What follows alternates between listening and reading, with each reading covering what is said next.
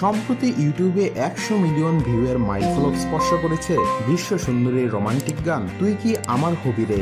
4 বছর আগে মুক্তিপ্রাপ্ত নির্মাতা চয়নিকা চৌধুরী পরিচালিত সিনেমাটিতে অভিনয় করেন জনপ্রিয় দুই তারকা সিয়াম আহমেদ ও পরিমণি।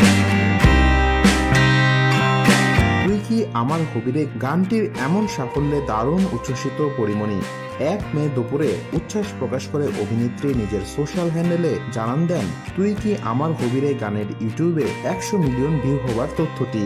তুই কি আমার হবি রে শিরোনামের রোমান্টিক এই গানটিতে কণ্ঠ দিয়েছেন জনপ্রিয় সঙ্গীত জুটি গায়িকা দিলশাদ নাহার কণা ও গায়ক ইমরান মাহমুদুল।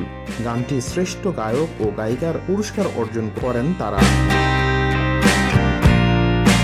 এখন পর্যন্ত ইউটিউবে বাংলা সিনেমার গানের মধ্যে খুব বেশি গান 100 মিলিয়নের মাইলফলক পার করতে পারেনি। সে জায়গা থেকে তুই কি আমার হবি রে গানের এমন সাফল্যে দারুণ উচ্ছ্বসিত সিনেমা সংশ্লিষ্টরা। 2020 সালের 11 ডিসেম্বর প্রেক্ষাগৃহে মুক্তি পায় সিয়াম পরিমণি অভিনীত সিনেমা বিশ্ব সুন্দরী।